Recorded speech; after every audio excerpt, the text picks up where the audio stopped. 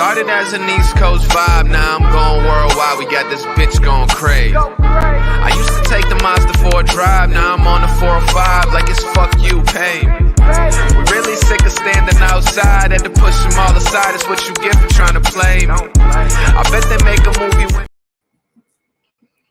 Well, hello out there, great lands and great streaming platforms. Welcome to the MCU's Bleeding Edge. We are live here Wednesday, March 29th.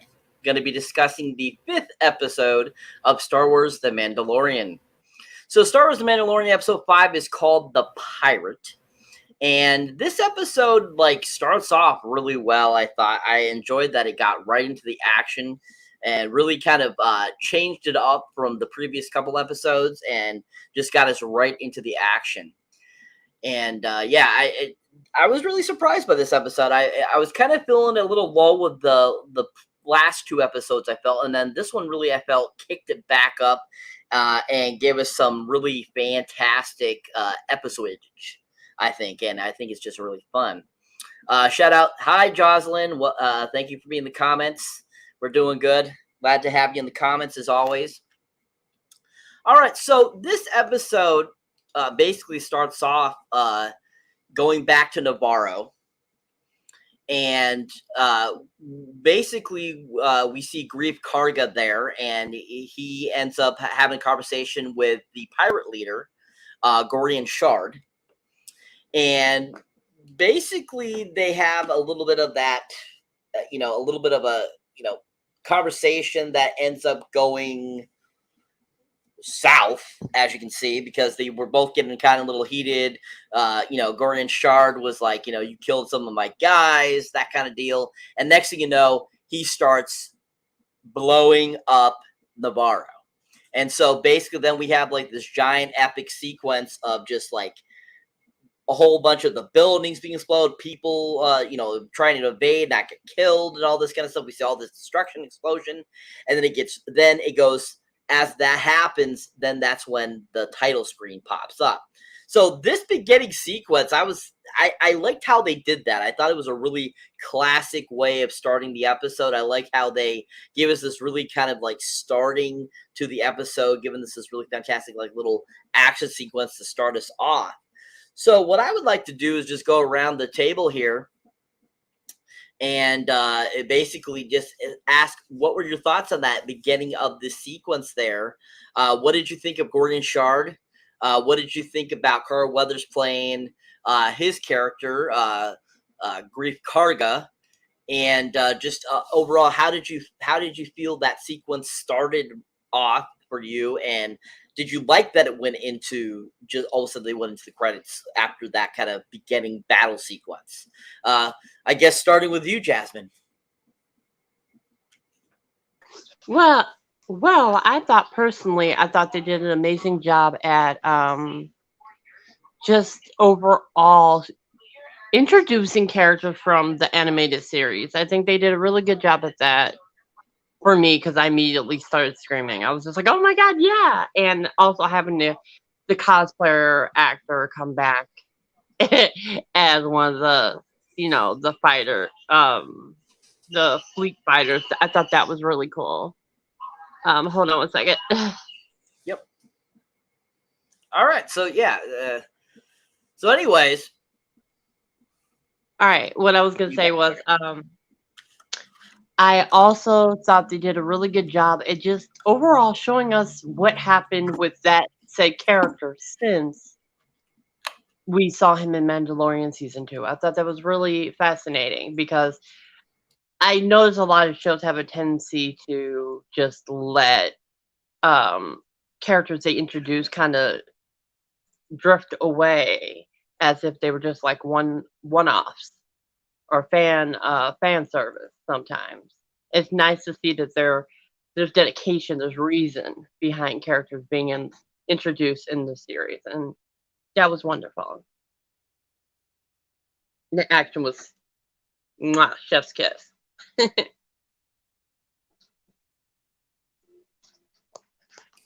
The CGI work and all of that, I thought, was really done well in that beginning sequence there, especially when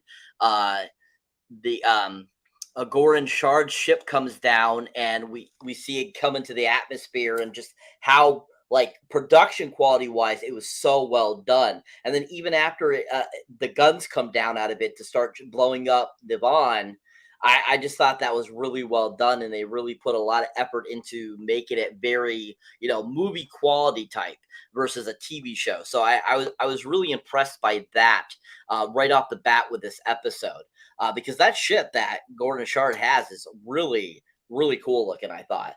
I'm surprised that's not a Lego set yet, because it's so cool. And I thought that it just was a really well done, animation wise. What did you think? Did you think that the animation was done well, Jasmine? Yeah, I think they did a wonderful job with animation. It's very much gave me vibes of watching not only the animated series of Star Wars, but also keeping me intrigued with the series as a whole. It feels very grounded in the world of Star Wars and not feeling like you're getting a small screen version of Star Wars itself. It's the same quality, same dedication. And that's what I like. Nice. Excellent. Yeah, I would agree, most definitely. And just FYI for those out there, this episode is actually directed by Peter Ramsey, who is known for being a animator, illustrator, and writer for DreamWorks Animation. Actually, he worked on the films DreamWorks Animation's Rise of the Guardians. He also worked on Sony Pictures' Spider-Man Into the Spider-Verse, which won an Academy Award, of course. So yeah, he's the one that actually directed this episode, and you can see the quality from it, I feel, just from his experience probably with those animated films, just having that work done, I thought was really cool. But yeah. Anyway, so yeah, just a shout out to Andrew in the comments. Welcome, Andrew, if you're still watching. Yes, Jeff TrueKnowledge is in the house here at some point. And yeah, good to have you in the comments there, Andrew. Always a loyal watcher. And so as the episode moves on, after the title sequence pops up for us, that's when Grief Karga actually contacts a captain, Carson Teba, or Tiba, that is a part of the rebellion. And I swear I feel like I've seen this character before. The Carson Teva, the name sounds very familiar. Like I recall seeing him in past either Mandalorian episodes or previous movies. I haven't watched The Bad Batch or any of the previous cartoon films, so I don't know if he was common in those. But I do recall that name for some reason. Rebels, yeah. He's the what? The character was in Rebels. He was in Rebels. Okay. All right. So he was in Rebels, which another one I didn't watch. But yeah, okay. So yeah, I thought his name sounded familiar, but yeah, he ends up contacting him, telling him about them being attacked here on Navarro, and that he needs help, and that the only reason he's calling is because basically there's no other option. Like, Gorian Shard is basically taking over the planet. And because Navarro isn't really considered a planet that's in the Republic, it's kind of hard to get help from them. But even though that's the case, he still contacts Carson because he knows him to try to get help. So after that message, Carson Teva basically ends up, feeling that this could be a new rise of the Empire, because this is taking place after Return of the Jedi. The Empire is no more. So this actually could be another attempt of the Empire coming back. So with that thought, Carson basically goes and talks to one of his superiors, which happens to be played by the awesome comedian Tim Meadows, which I absolutely thought was so fantastic to see him in the series. Absolutely loved it. I thought it was hilarious that he was in this. And I absolutely loved that he popped up in it. And I was like, wow, like, that's Tim Meadows. And I was like, holy crap, that's awesome. But he ends up talking to him, and basically, he says his piece, and Tim Meadows kind of ask things and stuff like that to get more information stuff. And that's when the actress Emily Schwad, I think it is, Emily Swallow or something like that. I forget what her name or what her character's name is. Let's see here. Yeah, Emily Swallow, the armorer. That's when all of a sudden the Emily pops back up, the armorer. And I was kind of like, interesting. Last time we saw her, she was in, the previous episode and the episode before this, and not the direct one, but I think it was episode 3. And I was like, she all of a sudden popped up again. Interesting. And of course, once again, she's giving kind of thoughts into what they should be, like how to do things, kind of pushing them in a certain direction. That's a part of her agenda again. And as soon as I saw her pop on the screen, I automatically felt, this is more of her agenda that was, a part of that 3rd episode. So the first thing that came to my mind, like, ooh, what is she doing here type of deal. And so I thought that was kind of interesting. She was there kind of interjecting her thoughts to Tim Meadows. And basically, Tim Meadows gives his final answer, and Carson Teva, says, okay, and leaves. So before we move on past that, let's talk a little bit about that. All right, so Jasmine, your thoughts on that sequence? Basically, Grief Karga calling for help, talking to Carson Teva, and then Teva and Tim Meadows sequence along with Emily Swallow, or aka the Armorer. And what were your thoughts on the Armorer popping up again? Were you surprised to see her again, or what did you think about her all of a sudden popping up there? And what do you think about Carson Teva and just kind of the whole situation there in that little segment? Well, I know Rich is in the lobby waiting to get signed in. And also, every time I see her, I want to punch her in the face. And it's funny because every time I see her, I hear Jeff in the background going, "Oh, look, it's Cunt Face Kit." So it makes me laugh. I'm like, oh, Jeff, you ruined my mind. But seeing her, I immediately know something's up because just her, she has mischievous face.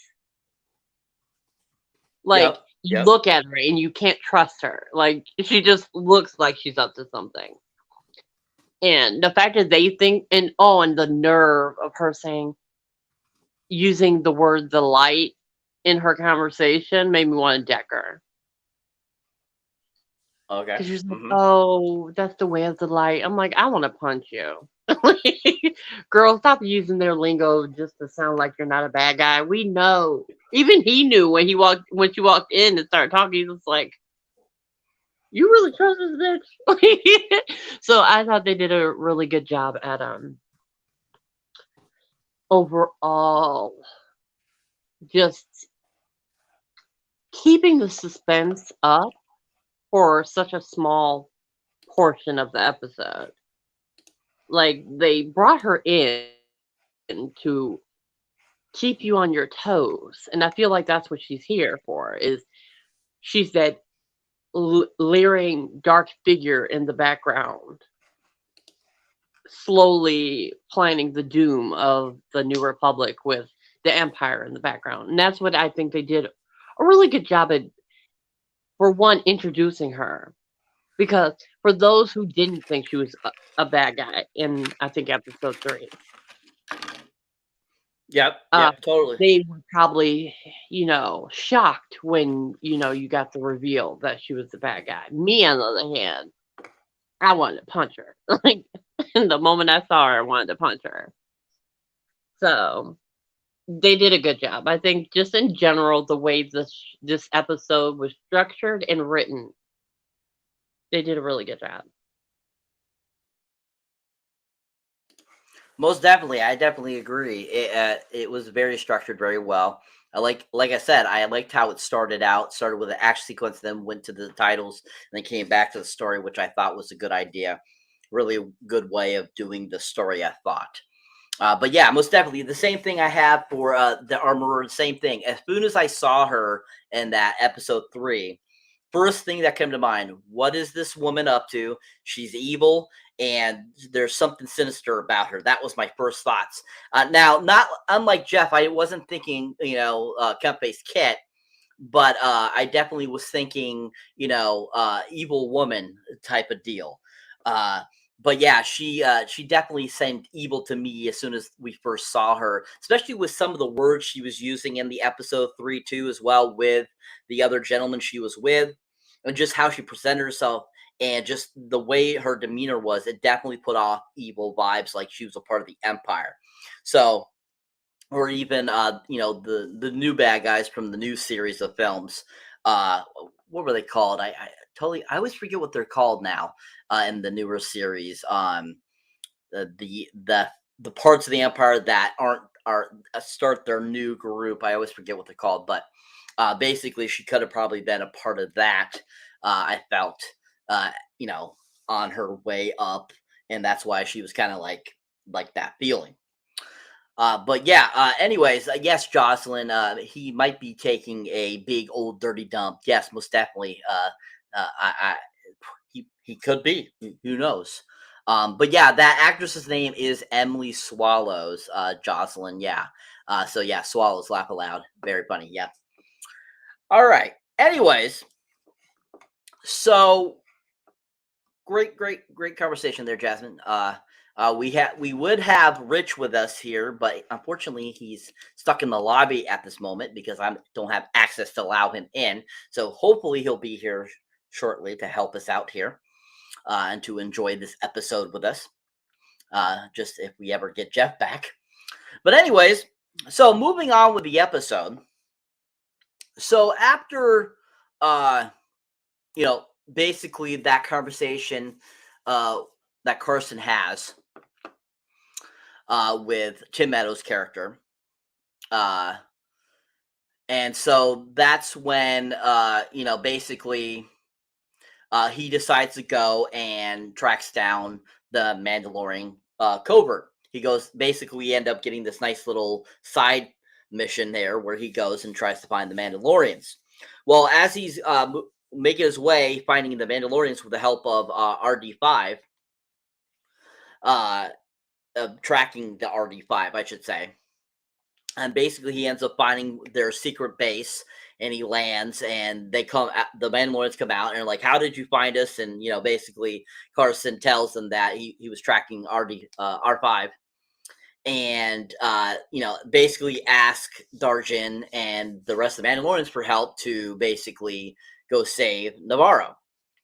And so basically, that's when the Mandalorian, Darjin, convinces them, the covert, to come to Karga's aid, because Karga, even though they have this bad past, as we saw early in the season, him and Grief Karga are now kind of buds. He kind of owes him. They've kind of come with a pact together, and basically, he feels like he's a new friend that he needs to go and help his friend.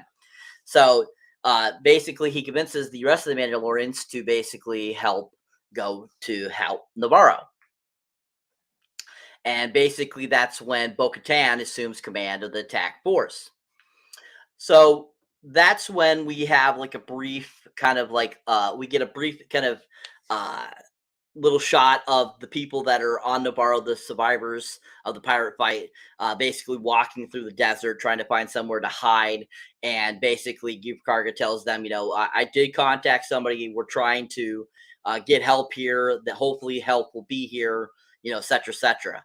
And then basically it goes back to showing the Mandalorians get together to basically go and take on, and that's kind of when they go over all the things that about the pirates and stuff like that, and kind of how to take on the pirates. And that's when we go back to Navarro, and we're seeing the havoc that the pirates are creating, basically. And we get this, we're seeing the sequence there where they having people that act like they're slaves, bringing them food, see them like destroying and busting up a whole bunch of places and stuff like that. And basically kind of they leave it at that.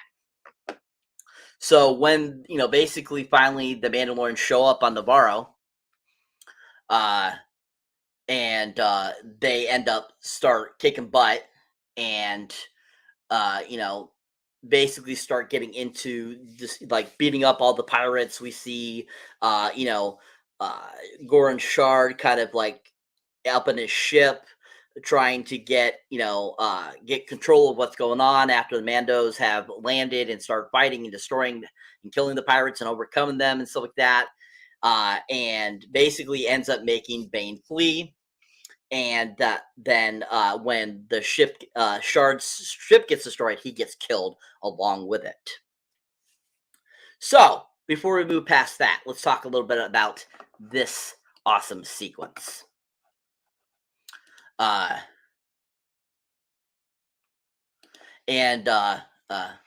right, Rich, thank you. Hopefully we can get you on another episode, sir. Great to have you. So, Jasmine, what were your thoughts on that sequence of the episode? What did you think about the pirates? Did you like that they had all the pirates, like all different types of alien species and stuff like that? What did you think of the, you know, basically kind of the Mandalorians learning the different things about how to defeat the pirates? And what did you think about kind of like Darjin getting them to help and all that kind of stuff? What was your thoughts on that sequences of the episode? Well, if I remember correctly, wasn't there a part with the armorer talking to the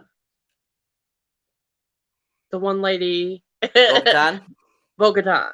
Wasn't Yeah, that a part? that's afterwards. That's later. That's afterwards? Okay, I just wanted to make sure. Yeah, that's Okay. afterwards. Okay. That's after the fight. Okay. All right, good. All right, because I had a lot to say about that. I was like, I hope we didn't skip over that. Okay. Basically what I think was going on is I liked how it gave me very Muppets in Space. Let's be completely honest. Like, okay, come on. There was a pig lady that worked at the bar in the beginning of the episode that had a mullet. The whole episode was giving me Muppets in Space, and I was loving it. The Muppets in the trees, the little mechanic Muppets that were underneath watching people walk by drunk. Like, it was amusing overall, just kind of seeing how much havoc they've wreaked in such short amount of time. But we really don't know how much time had passed since they started taking over. You know, because they were walking for quite some time into the middle of nowhere, you know? So, you know, it's interesting just seeing what they do and how they remind me of the Reavers from the MCU a little bit. Kind of the chaotic humor and the way they act and how the leader is. They were definitely giving me a lot of those vibes.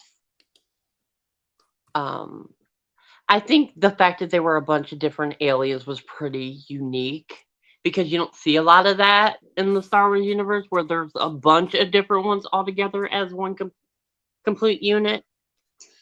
With the swamp guy as the leader who looked like he was molting and needed some water and a new leg or a peg leg. But they were in particularly interesting because you got to see that he can command them to do, like, this group of people he's got that authoritative tone that they're scared of him, even though they could kick him over. So that's pretty unique, and I like that. I like that they show the different levels of authority, not just in the Empire and the Rebels and the Republic, but also in those lesser known affiliations outside of those three things. And I thought that was really cool. Awesome. Yeah, totally. I thought that whole sequence was really well done. The action was really amazing and fun. The taking out of a Shard ship was really cool. I love that destruction. I thought it looked really good, really well done. And I just thought that whole section was just very entertaining and kept you excited and wanting more. And I just really appreciated that they gave us this nice kind of action-packed episode to kind of make up for the last couple episodes not having so much in it, that it kind of like, encompass that stuff that we were looking for in the previous 2 episodes, give us a little more of that, and kind of giving you a little more idea of where the Mandalorian's at. And which that's one thing I noticed about the season so far too, is that we're seeing so many more Mandalorians in this season where they're focusing on them, and they're using them more than just having Darjin and just having Bo-Katan and Grogu himself. And I feel like Grogu, even though he's been present in majority of the episodes, I felt in this episode he really wasn't very present. And I thought that was kind of interesting that they, kind of but broke down his character a little bit, not having him so much in it, which I know a lot of people said they've been kind of having Grogu kind of overkill. So it was nice to see that kind of, give the people there kind of like a little bit of no Grogu kind of action.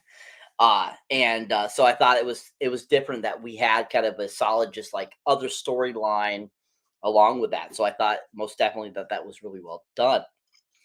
But yeah, thank you, Boxcar, for the comment. This is probably your favorite episode, which is awesome. Glad it was. It was a very good episode, most definitely. And welcome, Booze and Chill himself, Raymond. Welcome. And I like how you put, welcome to the MCU Blessing Edge, starring Cyberneticshark and Invisible Jeff. Just FYI, Raymond, it's one word, Cyberneticshark. One word, not 2 separate words. Just FYI. But yes, we do have Invisible Jeff. He's very invisible, and he's doing a fantastic job being Mr. Invisible. But yeah, thanks for being in the comments there, Raymond. Excellent to have you around.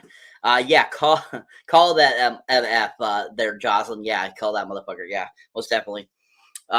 Anyways, but yeah, totally agree there.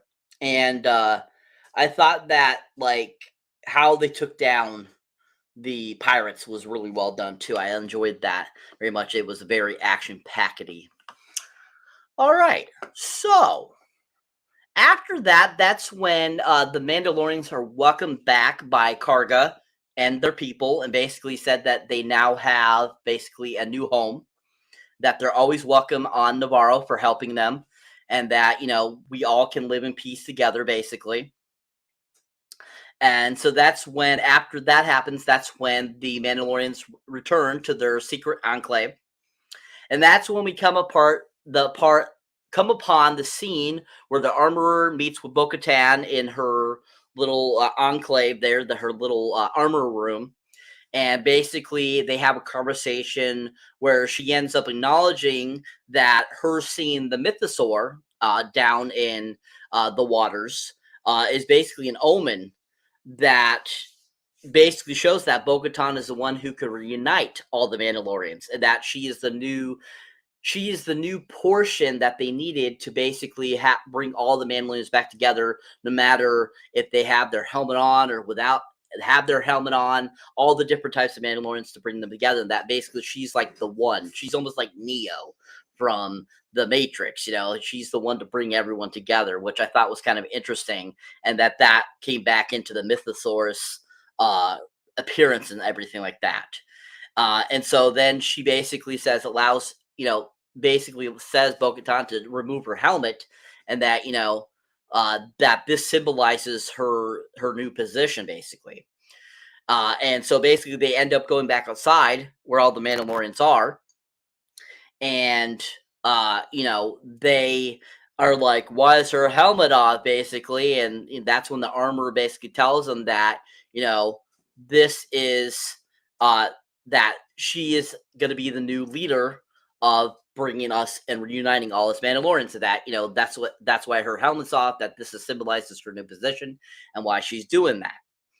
So let's talk about that sequence there for you guys. So what are you guys' thoughts on basically ending up Karga and the people in Navarro welcoming the Mandalorians back, thanking them for their help, basically like them returning to their secret enclave, the armor and Bo-Katan little combo, and then revealing that she's kind of the new head. What were you guys' thoughts on that whole section of the episode? And welcome, Jeff, to the conversation, sir. We'll start with you, Jasmine. with that question.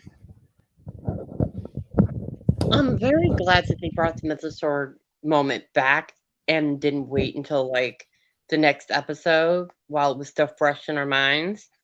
I thought that was really good. I also was very happy that Bo-Katan got acknowledged as someone of power and someone to bring the other Mandalorians back. I love her very much.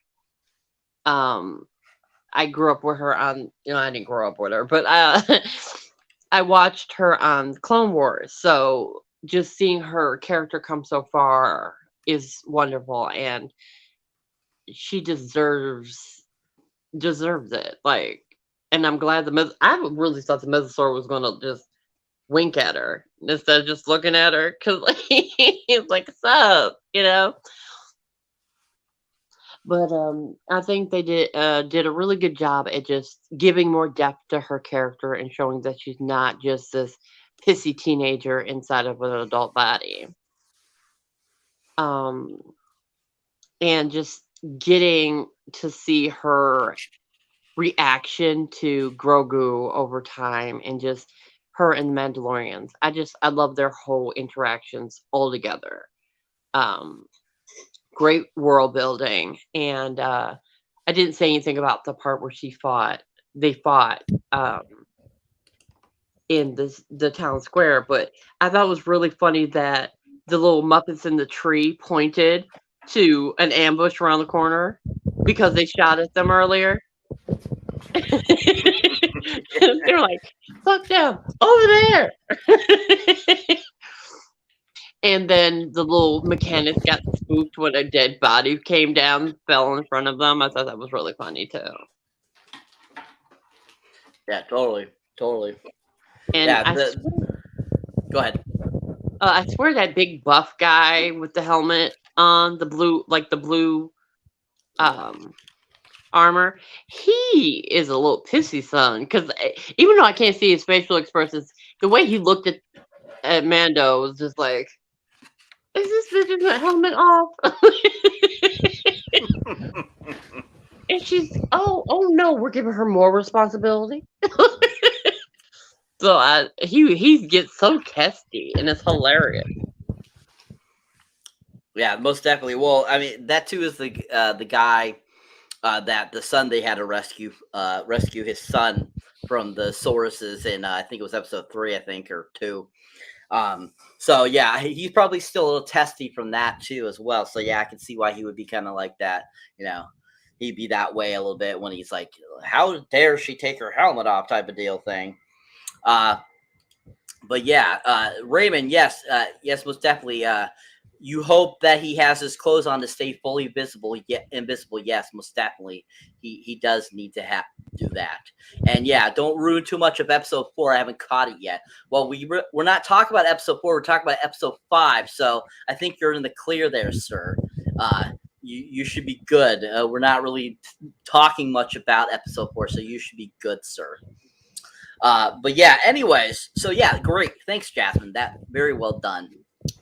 And the whole combo with Bo-Katan and the armor, that was I thought a very interesting sequence, simply for the fact that we had that brief one at the end of last episode, and they gave us another one in this episode to kind of like nice Jeff, basically kind of give us more information on that Mythosaur thing. So I thought that was nice that they, like you were saying, they give us kind of that conclusion to the idea of the Mythosaur. So I was very happy about that too. So Jeff, Sir Jeff. So basically we're like about 3/4 into the episode of what we're talking about. So I just want to get your thoughts on the beginning portion of the episode. What did you think about the intro? What did you think about kind of the section with the pirates, destroying Navarro and all that kind of stuff? What were your thoughts on that? Well, first of all, I just wanted to shout out to Jocelyn. Shout out, Joss. I hope you're doing all right, hon. You are a true warrior.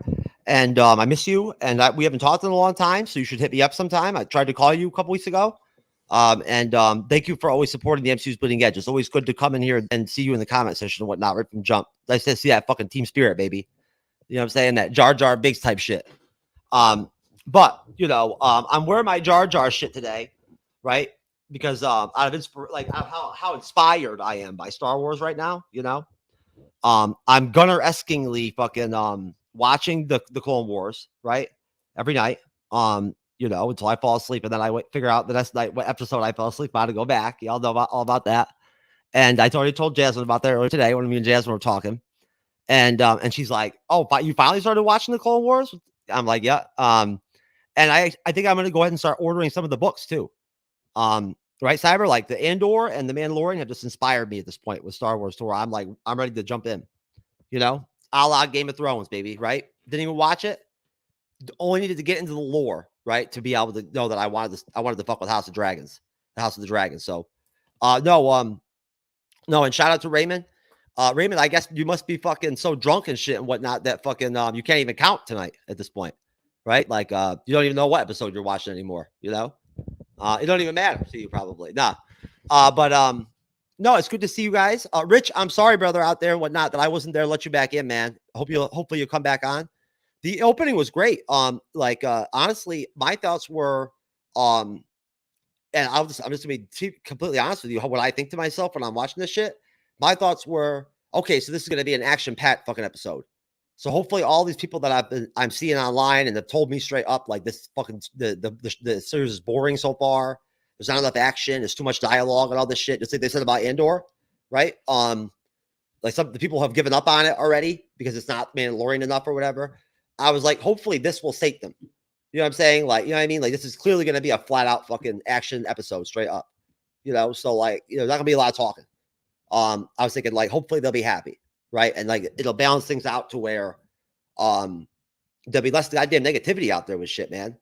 It's like everybody's goddamn like, they feel like they're entitled to having every fucking TV show and movie they watch to be perfect. Right. And like, that ain't real life.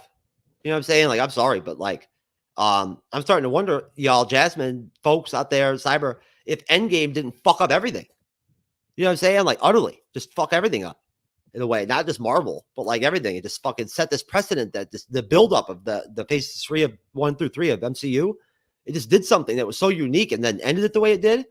It shook everything up, I think, to where people have these expectations. But no, I thought it was great. It was time. It was time. It was a perfect time, episode 5 in the series, to finally just let loose, right? And have a mission that was, purely Star Wars-esque, right? As Jasmine mentioned earlier about, because I was listening, about, like core Star Wars type stuff, the stuff that they stayed away from on Andor, right? That they did a good job staying away from, but keeping the tropes, but like not overdoing it.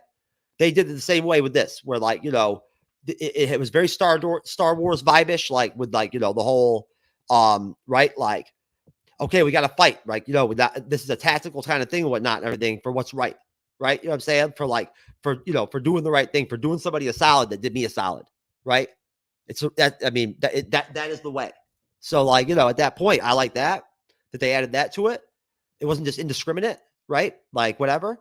As far as the pirates go, I'm just wondering what the fuck is going on with that fucking dude that looks like fucking, the Pizza the Hut dude from what's it called? Spaceballs, right? Mr. Pizza, or whatever the fuck it is. He's like Mr. Pizza, but green, but he's like Pizza the Hut. Yeah, he's Pizza the Hut, but yeah, he's green, right? Like he's like Slimer. He's like a combination. It's like if Slimer and fucking Mr. Pizza or Pizza the Hut or whatever, fucking like mix themselves into one organism. That's what that fucking pirate captain dude, whatever, would fucking be. Like, I don't know what his deal is, man. You know what I'm saying? Like, for real. They should do a whole spin-off series just on him. Right? Either way.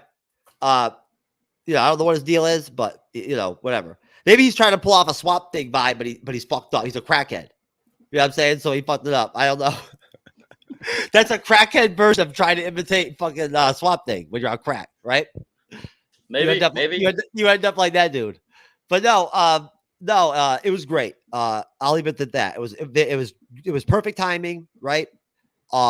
After episode 3 and 4, and it was good to see the fucking armor like getting in there, getting after it too, right? I like that. You know what I'm saying? The Bo-Katan armor stuff was dope too, but like Bo-Katan just being in there and getting after it. The armor is no joke. Yeah, that was fun seeing her kind of fight too. That was fun, most definitely. And yeah, that whole beginning sequence was so well done. I thought, like as we were mentioned earlier, you probably heard us. We were saying how good the quality of the animation and CGI work was all done, and so like that was so like on the movie high level for this TV series. So that was really nice to see. I know. I'm really hoping that the chick that's on my bed right now, that's kicking with me and whatnot, and everything, is going to give me that kind of level head later after the show. You know what I'm saying? We'll see though. I don't know. She's giving me a vibe right now, like she's only got some like C- type head skills. So that's what I'm catching. Oh, okay. She's giving me dirty. She don't like that. She's giving me dirty looks and shit now. Oh, okay. I see. So, all right. So moving on past that, what did you think about seeing Karga again? The wonderful Carl Weathers, Grief Karga, and his conversation with Carson Teva. What did you think about that whole sequence and going into the sequence where Carson Teva is talking to Tim Meadows? What were your thoughts on Tim Meadows popping up in the episode as well? I was surprised. I'm like, is that fucking Tim Meadows? Like, seriously? At first, I wasn't sure. I'm like, I thought for a minute, I thought it was the actor that played Geordi from fucking Star Trek Enterprise, right? Oh. And then I realized who it was. And I'm like, what the hell? I'm like, what? How does he connect to Star Wars? Like, you know what I'm saying? I'm like, I don't remember him ever. You know what I'm saying? Like, I don't. That's all I was thinking was like, why? But hey, I like him, so it's good to see him in the show. I like the fact that I've liked it for the most part when they've done some really kind of interesting different types of casting with some of this stuff, like the Mandalorian stuff, right? We talked about that before, Cyber, about like when they cast what's his name, the comedian, right, in the first season, the one that's from Boston. I forget his name, right? Yep. That was Burr. Yeah, Burr, right? Burr. Yeah. The former female MMA fighter. What's her name? That's not with us anymore, Mandalorian. Oh yeah, Gina Carano. Jazz was talking about that too the other day. But no, I felt like for me, like again, the little bit of not being a massive Star Wars knowledgeable person, I do pay attention to their casting typically, right? Like I felt like for some reason the direction really changed with the Mandalorian, Boba Fett, right? Like if you say what you want about Boba Fett, but in terms of the secondary characters and the different actors and actresses that they brought in to play them, same thing with Andor. Look at Andor. And now you tell me, Cyber, like Jasmine, I don't believe for a second that they would have ever been able to get some of the actors and actresses they got in Andor if not for the Mandalorian. Right? It's a straight line. Like, I mean, seriously, without the Mandalorian, I don't think you get probably Skarsgård, right? Possibly. You don't know, right? To be an Andor. You know what I'm saying? Like, unless he was just a huge fan of Rogue One or something. Right, like I was, but think about it, So that's why I wonder to this day if I've noticed in the credits that they don't mention what's her name from Marvel, and the credits at all have anything to do with the casting. What's her name? Sarah. Haley Finn. Yes, but I gotta believe that like with Disney owning Marvel Studios, they must at least go to her occasionally and like ask her for advice, you know what I'm saying? What not? Why wouldn't you? I don't know how well esteemed she is or how highly esteemed she's considered in the industry, but I'd have to imagine that she's pretty high up there, like in terms of like, if they wanted to steal her away from Marvel, that she would probably demand whatever like a nice payback would be for like that, a job like that. But no, I liked it, and it's good to again. It's nice to see them be able to pull off these connections to the original trilogy and stuff like that, and older parts of the Star Wars timeline, and pull it off well by casting really good actors and actresses to play the parts. Most definitely. So yeah, awesome. Yeah. So yeah, going off of that. trying to catch you up to where we're at. So after that, that's when we have the epic battle where the Mandalorians end up showing up to Navarro and take out the pirates. And basically end up, killing all the pirates, killing, the main bad guy there of the pirates, Mr. Gorian Shard. And we basically have, Grief Karga, basically welcome them back and thank them, say, tell them that they have a place forever, that they're always welcome because of them helping them and stuff like that. And basically they end up going back to their secret enclave. So what were your thoughts on that? Hold on, I'm coming.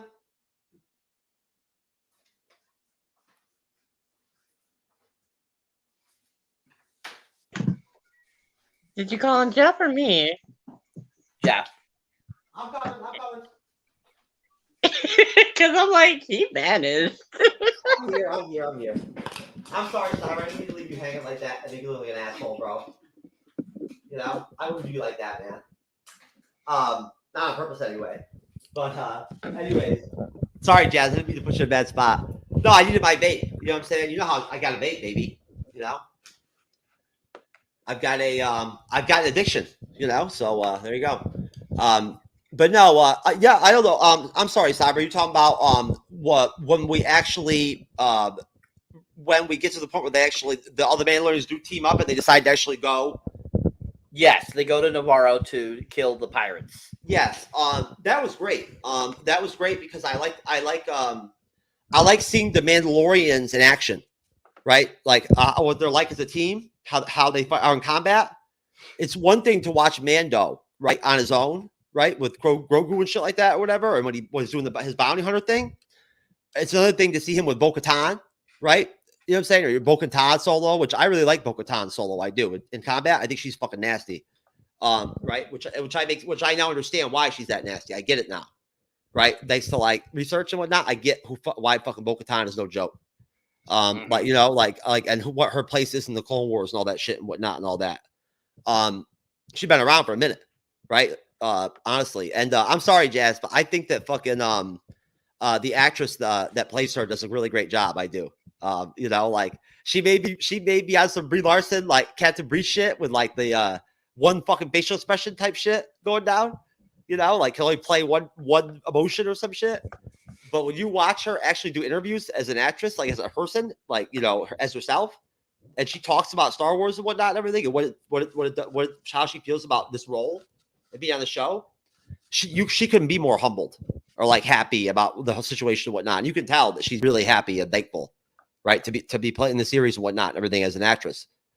She loves Star Wars, so I really like that enthusiasm from her. You know what I'm saying? That she has that, she's known. I forget his name. What's his name that produced Tony Gilroy? She's known Tony Gilroy for over a decade. But no, it was great. They're so strategic. They remind me of like the Navy SEALs. You know what I'm saying? Like how they communicate, right? So easily and quickly, in combat. And they're so like concise and strategic and very to the point, very very aware of time, right? And speed and quickness and just I love how they go about combat. And I liked the whole deal where Dijin finally stepped up for once, right? For the first time, right? And actually, like, for the first time, I believe in the whole like series, actually stepped up and was a leading voice for his people. You know what I'm saying? It was like, this is the way, right? Like, this could be the place, this could be the planet where the Mandalorian culture, right, could exist again, right, and have stability. You know what I'm saying? And like our children could play in the sun. You know what I'm saying? And whatnot and all that shit. And I thought that was deep. I did from him. It was deep. Right? Because with him wearing his helmet all the time, right? And you only see in his face those brief couple times we've seen it.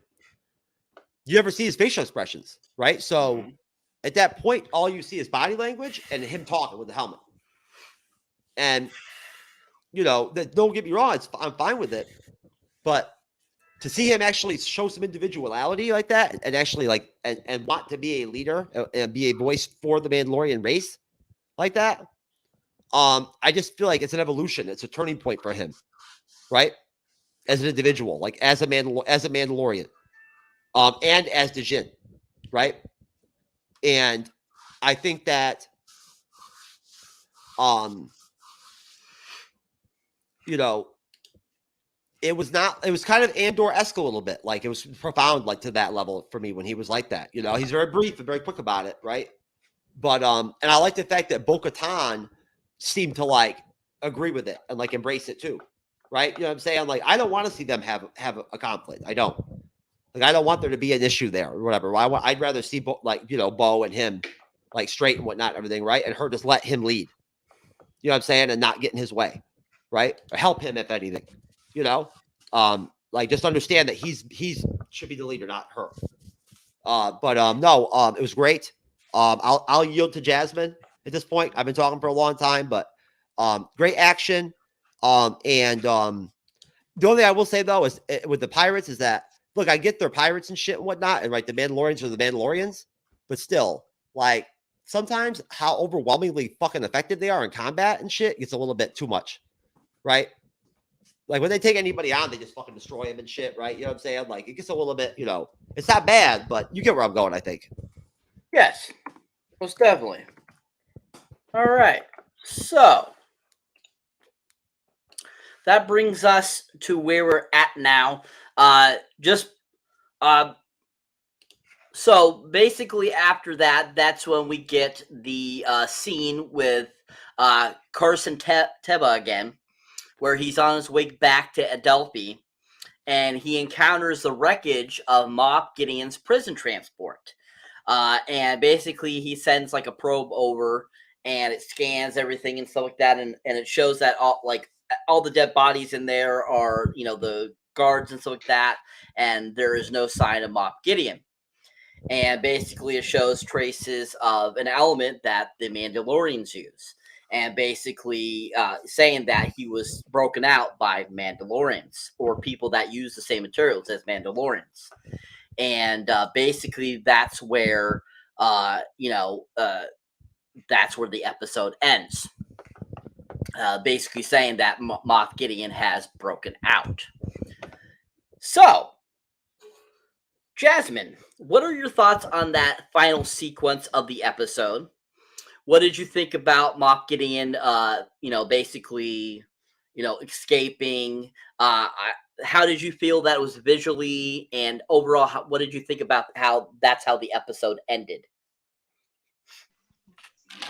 Well, I know that a lot of people were, I know a couple of people I've watched YouTube videos on after I watched the episode were hoping that, they would somehow conclude what happened to Cara Dune, the big buff chicks that was in the earlier season of Mandalorian. They were hoping that they would have at least put her body in there. Cara Dune. Cara Dune, thank you. That they would put her body in there and hopefully conclude her whole arc on the show in some way or some form, since they fired her and aren't working with her anymore. And I was like, I think that would have been a messed up way to end her story, so I'm glad they didn't do it. I also did enjoy the fact that once inside the ship you did see the Beskar armor pierced into the wall. I thought that was very well done. It definitely made me very upset when the episode ended. I was like, "What?" So, that's a good point. That's a really good point, Jazz. So the episode, when it faded to black before we got to see the ship,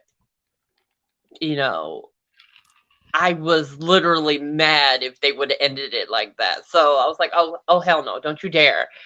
But yeah, they did a really good job with this episode. They did amazing job at keeping you enticed, entertained, making sure that they tied off every loose end with a bow, but also leaving you enough slack to be interested in the next episode. I love that. That was something that Book of Boba Fett was lacking constructively and with its narrative. So I like going back to form with this particular show, and we're getting a little bit of action, a little bit of dialogue, a little bit mystique. I like it. And for a second, I didn't know who they were transporting in the ship. I was like, who do they keep mentioning? And then I'm like, oh, yeah. I was like, oh, yeah, I forgot about him. I completely forgot about him.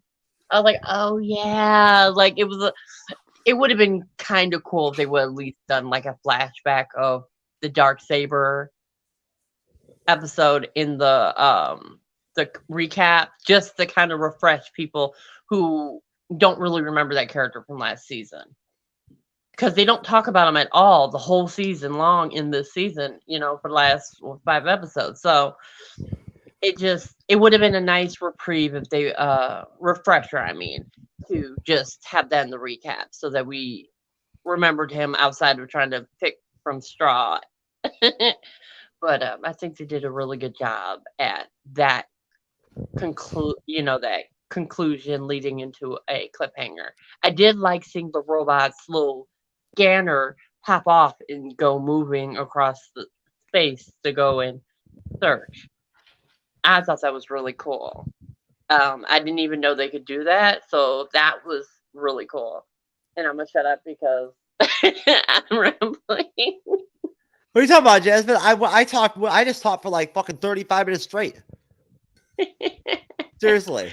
You worried about how long you talked? It wasn't 35 minutes straight. There's so much I could talk about this episode when it comes to just that portion, because they brought that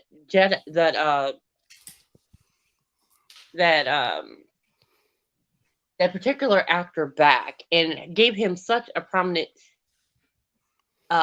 presence in this episode, and I really appreciated that, because because we only saw him in season 2, and to find out he was he made his own suit and said that he would make a really good extra in The Mandalorian, and then they gave him a role. I think that's really cool. And it's just amazing to see that Dave Filoni was in the background at the bar, and a few of the writers were in the bar as, flight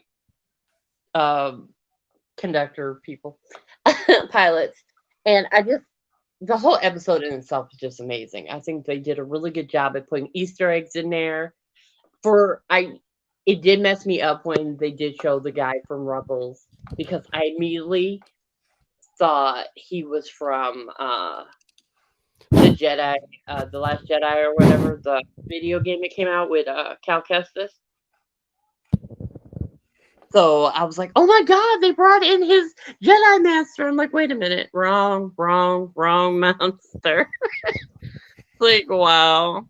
But they do a really good job at bringing in characters from other properties of the Star Wars universe. And I really, really hope they bring back Jar Jar Binks in some point in the flashbacks for the next episode, just due to the fact that I think he needs a redemption because of how the actor himself was treated for voicing.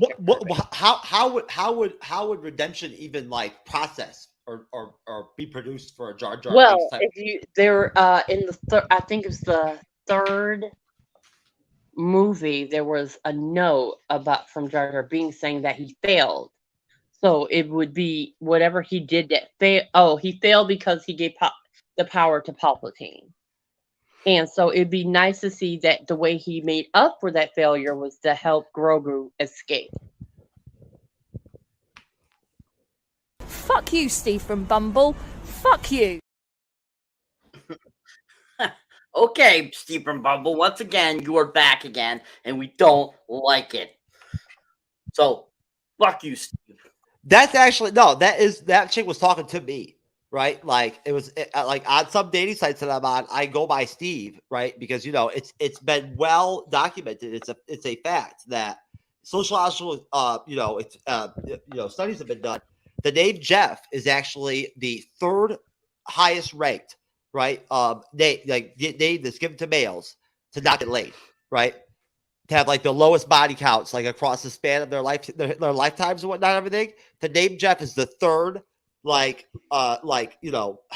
like to be celibate type name, So at that point, I got to go by Steve occasionally, right, just to get some pussy. You feel me? I what I'm see. saying? Okay. You'd be amazed at like the ratio of like pussy versus non-pussy as a Steve versus a Jeff. It's radical. You know what I'm saying? And There hey, you go, folks. this is pure Don't science. have the name here. Jeff. That's right. Hey, Have the name Steve. I did a lot of research about this shit. I'm telling you right now, this is no joke. All right, this is some bleeding edge. This is some bleeding edge style, like hard hitting, media coverage here, right? News reporting, but no, News reporting, folks. I'm telling you, my parents asked me what I wanted for Christmas. I was like, well, why couldn't you fucking name me Brian? You know what I'm saying? Like, what the fuck, man? Like, don't give me nothing. No, I'm just kidding. Just name me Brian. Just name me Brian. For real. Like, I don't want nothing from you. What you fucking did from jump for me? How about you give me back the 47 chicks I should have banged by now if my name was different? Can you not box that up for me? Anyways, but God. Basically, what I was going to say was that Jasmine, you'll get a chance to talk more and fangirl out and all that shit and whatnot, because on the Sunday show this week we're going to switch it up and not do Marvel, and we're going to do like a Mandalorian season 3 kind of like mid-season recap show, right? And just kind of this bullshit and talk about the Mandalorian and just talk about all the episodes all together that we've covered. And have a chance to kind of let loose some of the stuff maybe we haven't gotten after the show, right? So we're going to do it on Sunday. So if you want to come on Sunday when we're on, then you can come on. You like that, Cyber? How I strategically am finding spots to throw plugs in during shows now? There you go, sir. Doing great. You like that? Yeah. Yeah, love it. So back to you, Mr. Jeff. What were your thoughts on the conclusion of the episode with Carson Teva there and finding the ship that Moff Gideon was on and was destroyed? I think that it's just it's they're doing a much better job of staying to the roots of Star Wars, right?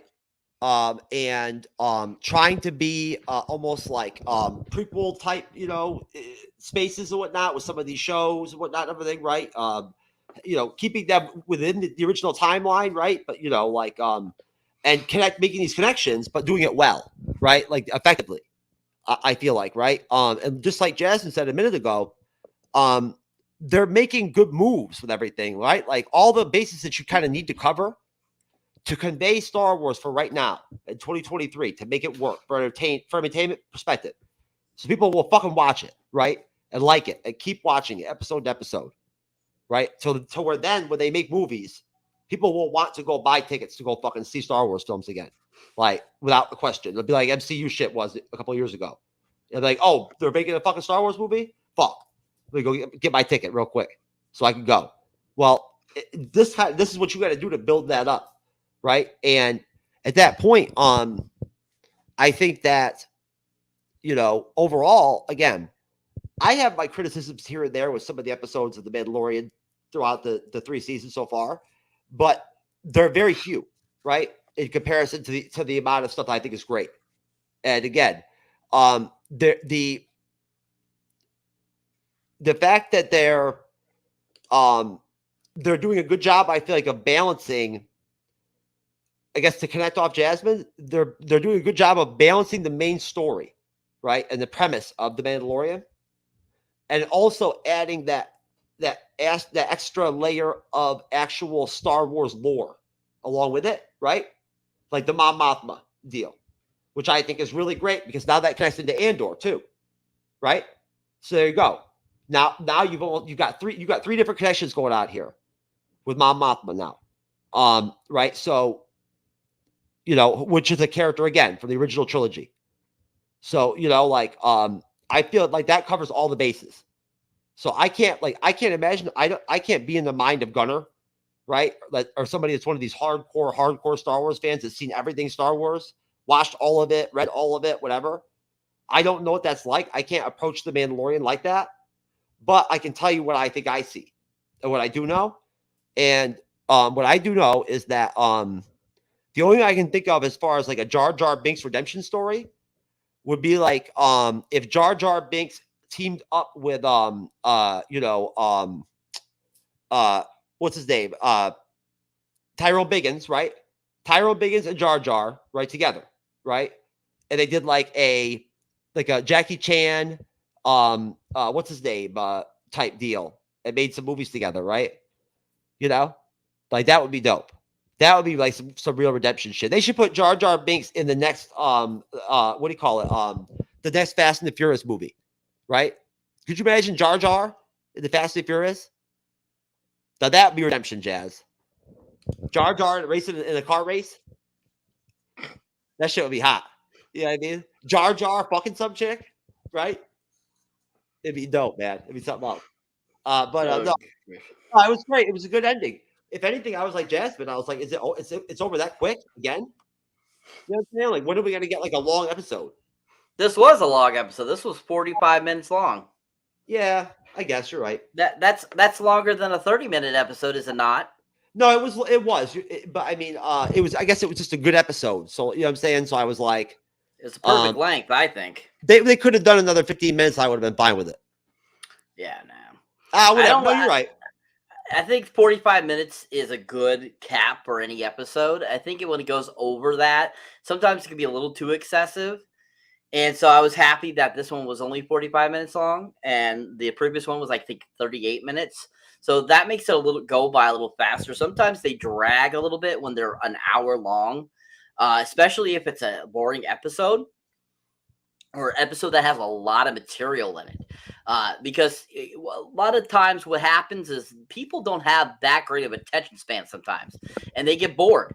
And so, when they put too much information or too much material into an episode, sometimes they'll space out and they'll miss something and be like watching another episode go, what did I miss? Because they put too much material into it. So I think that 45-minute raise is really good, I think, for an episode.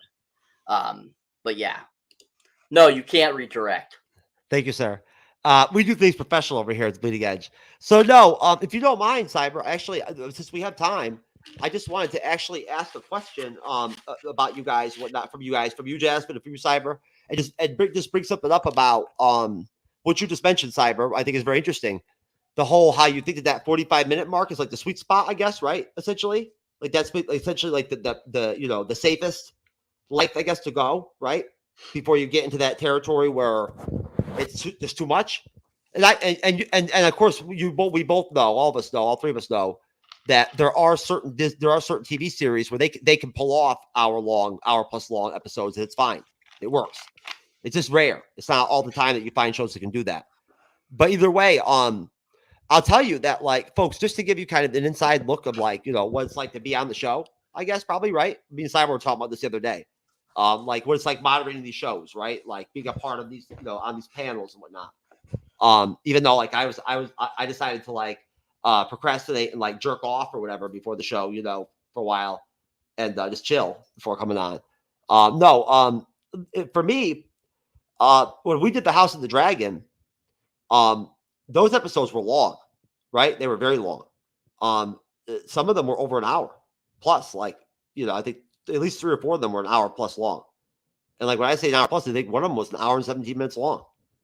So there were 9 episodes, I think. And I really, like, honestly, I hated I didn't hate it. It bothered me like hell that I didn't get to do any of those reviews, those episode reviews with Jasmine or Cyber, right? Like, because we all like each other. I'm friends with all of them, right? Like I like doing the shows with them. And so when you find something like that you enjoy, like House of the Dragon, right? I wanted to cover it really bad, and Cyber knew that, right? And he was a part of for me being able to facilitate actually covering it, right? And and helping me understand and know how I should do it. At that point, right? Like I really enjoyed it. I was hyped to go ahead and like watch it and then review it.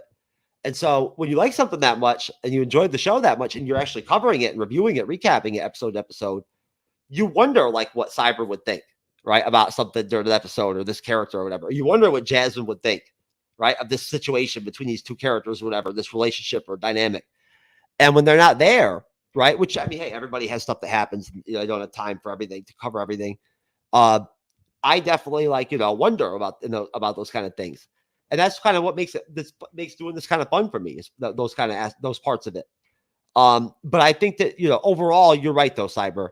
And that's kind of what I wanted to ask you, you know, both of you, was the short attention span of the concept that becomes such a big, heavy, you know, almost widespread, you know, thing that's become like, you know, not just with like content, like, you know, video content, but across the board, Ben's like become this part of, I guess, the, you know, the post-internet like revolution. You know, when I mentioned earlier about how Endgame and like the MCU, the 3 phases of the MCU just set this precedent, I think that may have like had a widespread effect on like everything cinematically in a way for a minute. Jasmine, do you understand where I'm going with that? And would you agree with that at all? Like, or would you disagree?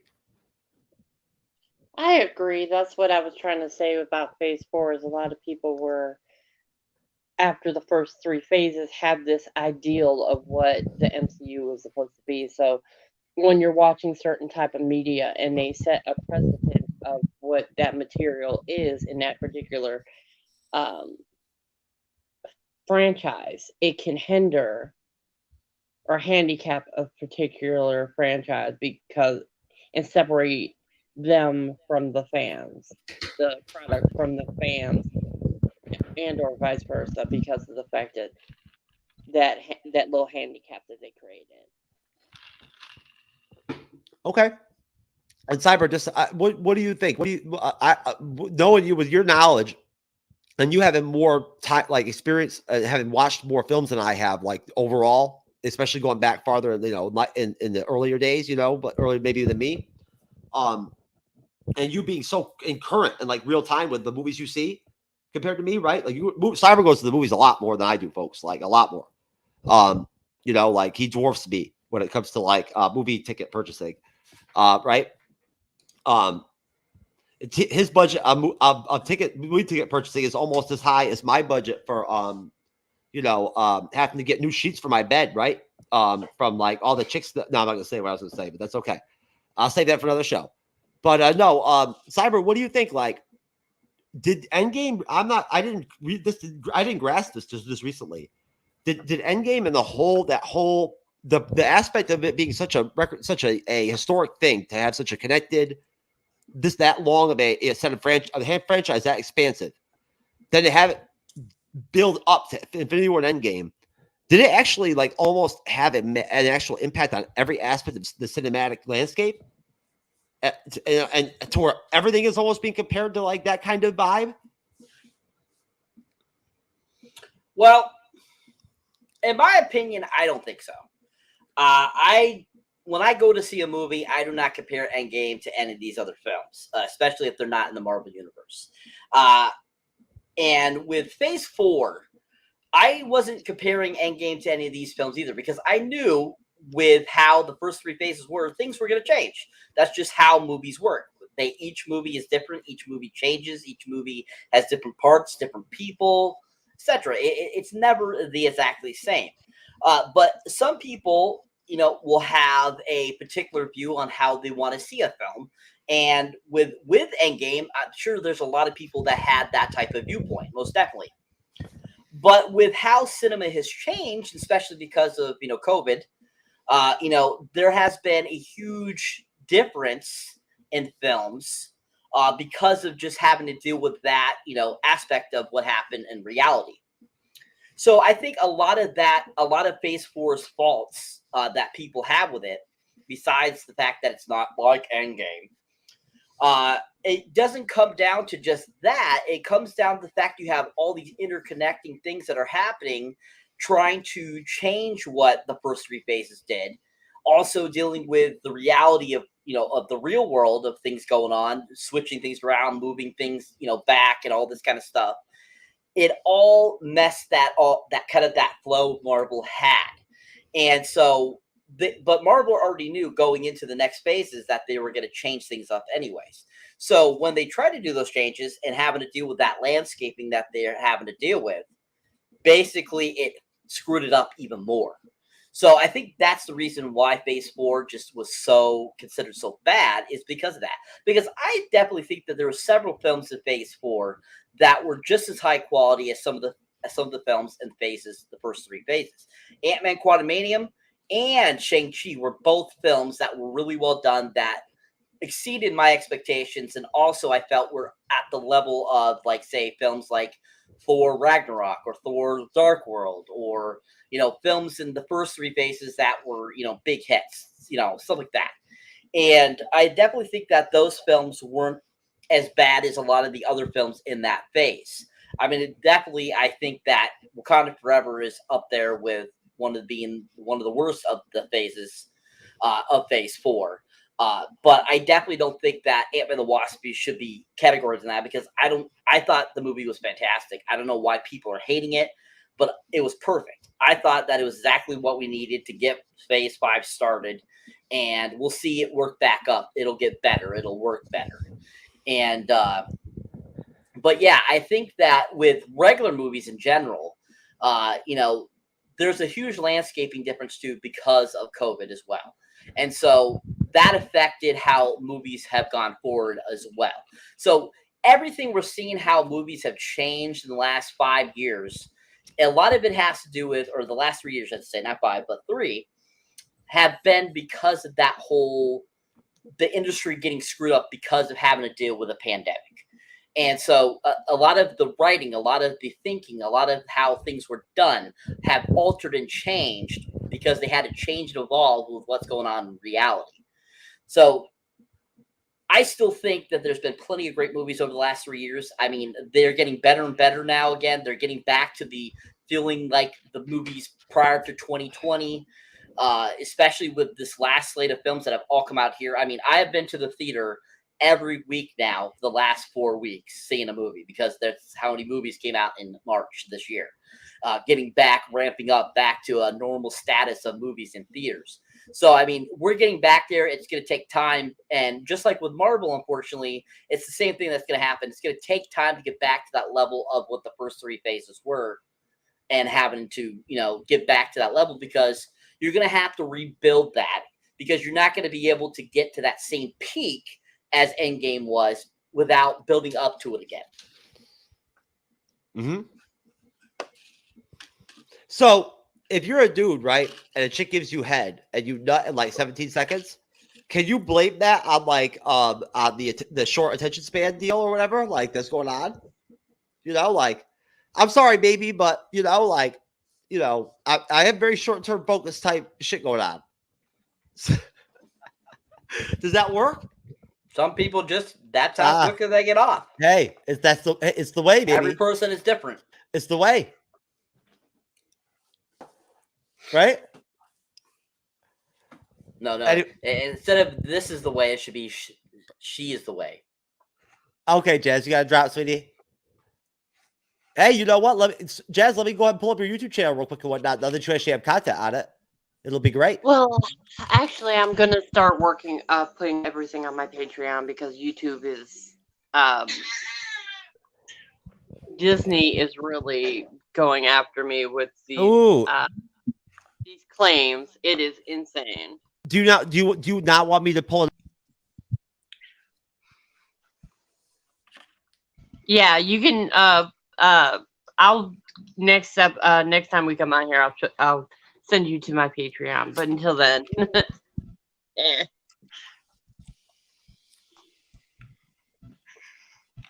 But I'm gonna hop out because I can't hear you. Oh yeah, can't hear you, Jeff. Hey, can you hear me now? Yeah, now we can hear you. I'm sorry, Jazz. My bad. Listen, Jasmine. No, I just wanted to say, well, you'll be here. You'll be here on Friday for the ranking shows, right? Yes, I will be on for the ranking show. There you go. So you'll be there on Friday with me, and then probably, hopefully, even if you can only do half the show, maybe you'll be able to come out on Sunday just to talk some more Mandalorian, like I said. So I'll see you soon. All right, and then I'll see you and I'll talk to you tomorrow. All right. Thank you as always. You did a great job. Thank you. Bye, you guys. Bye-bye. We'll see you later. Have a good night.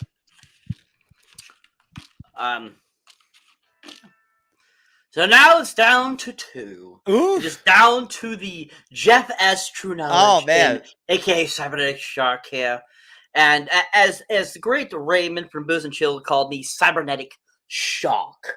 Yeah, I like that. That was good. Which I had to correct him with that it's all one word. I heard that. Yeah, I like that. It was good. You know what I'm saying? I must have my audio all the way jacked up on my MacBook Pro or whatever, because like through my headphones I could hear the whole thing. I could hear everything that was being said as I was walking around and shit, whatnot, everything, right? And like trying to hook up my stuff from my last live stream. You know, I just haven't. I didn't have everything.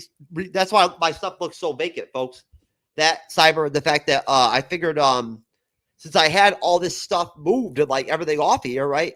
I should clean the whole area, do like a deep clean, right? You know how it is. You know what I'm saying? You know, when you have like a space, when you have a chance to move your equipment and whatnot, you want to wipe your table down and whatnot, right? Your desk and all that. And, you know, the posters behind me and whatnot, they have to be wiped down occasionally here and there. They get dusty. You know, they do. Right. The AC handler for the house is right over there. It's in the closet right to the right of me. Right. And there's two AC conduits, ducts, put outs right in my room. Right. So, and also where I'm at angled right here, I'm right parallel to the street. So I end up with a lot of excess dust in here. Right. So I got to get in here and clean, baby. You know what I'm saying? But no, Cyber, I apologize, folks. I apologize for being out here in the beginning of the show.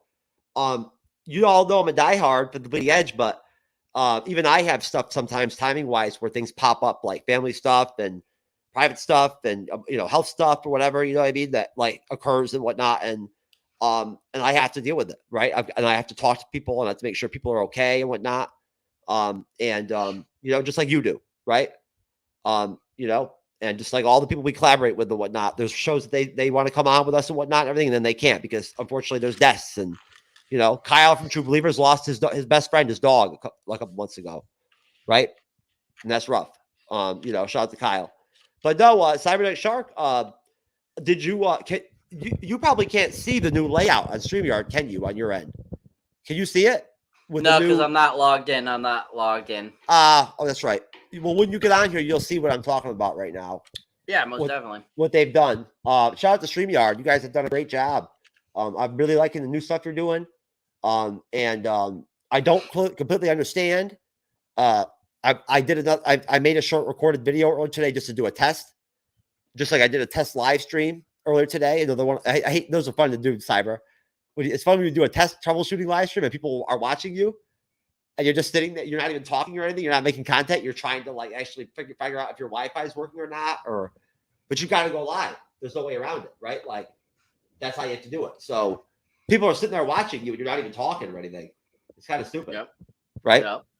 Mm-hmm. You know, it's like those chicks I told you. Oh, no, go ahead. Yeah, no, I was just going. No, what I was gonna say was, let's get out of here, man. Let's have an early night tonight. Yep. So everyone out there, let's give our rankings before we go too here. What would you give it, Jeff? 1 through 10. A 9.25. All right. I would give it a solid 10 for me. Once again, it was just a really fantastic episode that really brought me back into the fold for the episodes, and I just really enjoyed it because it was action-packed from the get-go. And right there, if it has epic action going on right from the get-go, it's a 10 for me. It's a 10. It's just a 10 for me because I absolutely love action. Action is the best, and I think it was really fantastic. So yeah, folks, that was the Mandalorian episode 5 recap, called The Pirate. Thank all those who were in the comment section, Raymond from Booze and Chill, Jocelyn, and we had a Boxcar come in, and thank you for your comment as well. And as always, people, if you enjoy my moderating or me on here, the MC Bleeding Edge, definitely check out my solo content under Cyberneticshark. You can find me on YouTube, you can find me on TikTok, you can find me on Facebook, Instagram, all those great places. I Just recently put up a couple new shorts, so definitely go check those out. I'm still 6 away from the Magic 600, so anybody that goes out there and hits that subscribe button, thank you very much. All those that have recently, thank you still. And new content coming up. You'll be seeing my John Wick Chapter 4 review soon. You'll be seeing more reviews, stuff like that, for the movies that have come out in the last couple weeks. Going to be going to see Dungeons and Dragons Honor Among Thieves on Friday. So that review will be up within the week. And so thank you all that keep knocking it out. And I apologize, Cyber. I was going to pull up your YouTube channel, but I couldn't even figure out how to spell it, man. No, I'm just joking. No, because I've been playing around, because I created the new YouTube account or whatever, whatnot, for like a side project or whatever, some individual content at some point. My YouTube on my Google Chrome has switched over to that other thing, and I don't have any of my usual. There's nothing on it. There's no file. I'm not, I don't have any. I'm not subscribed to anything. You know what I mean? It's a clean account. So when I pull your name up at that point, like it's a struggle for me. I'm not very good. I'm not very good. My name is right on the screen too here, so I don't know how that can be hard for you to spell. Well, I should have probably switched the microphone over to my left hand so I could type with my right hand, because that was the problem. I was typing with my left hand and I was fucking up the typing. Oh yeah, sure. Well, hey, Cyber, we're not going to have a crazy. I'm not going to go crazy. We're not going to have a massive panel or whatever, whatnot. But we are going to finally go ahead and fucking get after it on Friday. We're going to do our ranking show. We're going to start it off. We're going to try to at least get to like our number 4, number 5 picks, and we'll call it right there. You know what I'm saying? Right around that time, and then we'll finish it on Friday, folks. It'll be our full. I believe it'll be just like 2021. It'll be 9 releases, right? That are essentially from either from Marvel Studios or based off Marvel comic book characters. So basically, we will be doing the TV shows on one episode, and then doing the movies on the second episode. It's all mixed. We rank it all as one. In the past, right? It's fine. We can change it up. I don't care. But in the past, the way we've done it has always been. Well, the way I did it was we did it as one big group, right? And we didn't separate anything. Now again, remember in 2021 there were no TV specials, right? All there was Disney Plus series and the films. So we just ranked them as a whole, right? Across the board as the 9. And we just picked, and that's how, and we divided it into 2 shows because we realized as we were doing the first one, wait, this is going to take like 6 hours, right? You know what I'm saying? Because of how all the side discussions that occur. Folks, we'll be having 2 shows going over the material. There you go. Yes. And Cyber, I'll be happy to talk to you, sir, off the live, and we can figure out how to we can restructure the whole thing. I don't care. You're right. The TV specials weren't a part of the ranking last year. It wasn't a deal. What I'm saying? The TV specials I would consider to be a part of the TV series. So, okay. So you think that basically then at that point that you should split it and just rank the films themselves, and then just to rank the TV stuff differently. I think so. Okay, I like that. That's interesting. Hey, I think that change is good. I do. Yeah. And contrast is good, right? So maybe that's how we'll go ahead and do it then. But no, that'll be Friday though, 9:35 p.m. Eastern, 6:35 p.m. Pacific. And like I said, and Cyber knows he's always welcome if he has time to join and jump on with me and whatnot and say hello if he wants. Sometimes he comes to the comment section on Sunday at 7 p.m. Eastern, at 4 p.m. Pacific. I'll be doing, like I said, I'll be hosting or moderating a Mandalorian, season 3, I guess, sort of, midpoint recap, sort of like preview for like the rest of the season. Right. And just kind of, have a chance to kind of just have a deep dive on some of the stuff we've seen in these episodes, like the episode tonight. Right. That way, Cyber and I can have a shorter night tonight. Yeah, most definitely. And also we will be tomorrow on Joey J Rent 2000's podcast Odyssey discussing the amazing film American Psycho. So if you have a chance to come on by and check that out, he's on Facebook Live. If you just type in J Rent 2000, you will be able to find it. And yeah, we'll be on there talking about American Psycho. Most definitely. And honestly, I'll I'll pull something up and whatnot next time, folks, and whatnot, so that we can show you where we're talking about and all that and everything. And you know, I'll put a graphic together and whatnot and all that and everything and whatnot, so that y'all know what we're talking about, because we have a good time over there with Joey. He's good people. We like being on the podcast Odyssey, and it's, you know, we always have a good time over there. American Psycho is going to be fun. Most certainly. All right, folks. Until next time, we'll see you in the next one. Peace.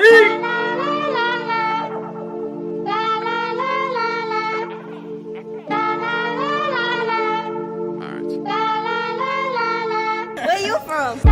Started as an East Coast vibe, now I'm going worldwide. We got this bitch going crazy. I used to take the Mazda for a drive, now I'm on the 405 like it's fuck you, pay me. We really sick of standing outside, had to push them all aside.